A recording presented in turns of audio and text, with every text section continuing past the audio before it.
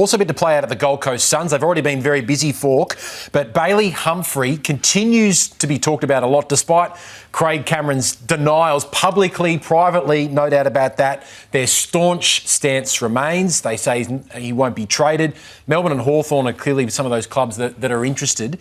But they, I think, are very aware of the Suns' stance. They are very, very aware. I think Craig Cameron must be driven absolutely insane with the number of people that are asking him about, hey, Bailey Humphrey, what's he doing next year?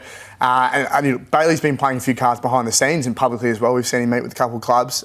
He's made it pretty known that he wants to be traded without saying those words. But if there was one list boss I believed on Monday, it would have been Craig Cameron. We are not trading Bailey Humphrey. His stance had not changed. I don't think this is one where he's playing hardball to try and get something done behind the scenes. I think he's adamant that he's not going anywhere.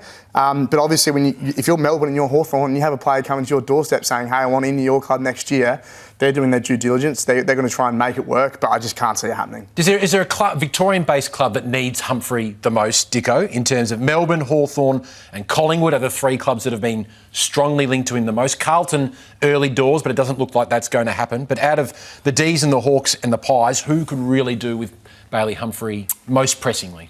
Well, Melbourne, really. They're going to lose Petrarca, Oliver. Yep. I mean, Hawthorn probably chips in on merit, so I don't think you're going to get Bailey Humphrey done as well. But, Melbourne come in now. Stephen King, he saw a new game plan. He's almost going to start from scratch. Bailey goes on that trajectory. I think from Collingwood's perspective, they're not that active at the moment. But they're big on players, not picks. So, a young guy comes into that footy club, you're probably going to get a year or two out of their window and then it's closed. So I think Melbourne. So it's a good segue into the Pies, BC, who we know have been central to trade period discussions for the past couple of seasons.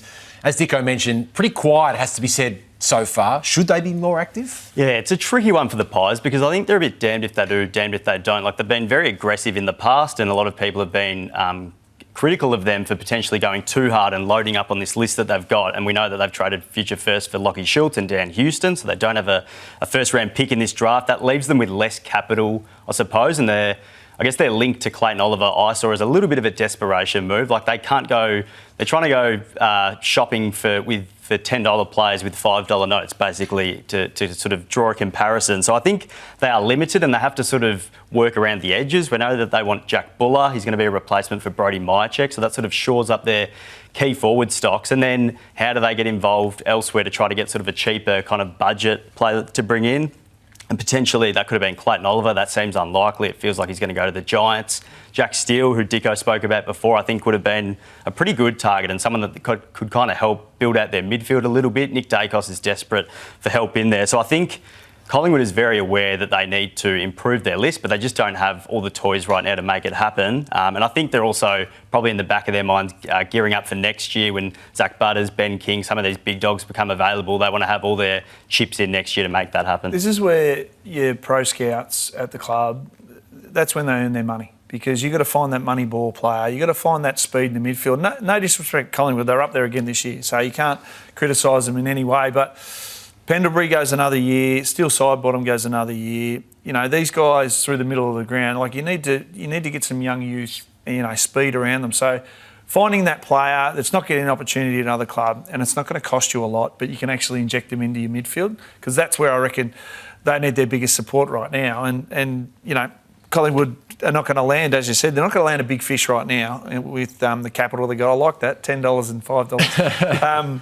But yeah, I see them right now. This is the pro scout where you can find someone who's not getting an opportunity that you can put in there and it'll work in your system. And they have to find those Moneyball picks as well, because since 2018, they've only had one top 10 draft pick, and that was Nick Daicos as a father-son. Handy player.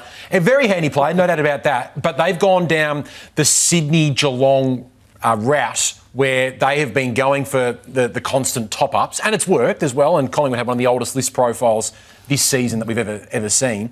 But they haven't been all in early on a draft for quite some years as well. So you just wonder how it's going to play out in the long term for the Pies. Yeah, I mean, it's a gun-ho strategy. It's players, not picks. So you know where they're going, what they're trying to do, and if they're not active in this period, with their $5 note and they don't land one, it's going to be an interesting time for the Collingwood Footy Club.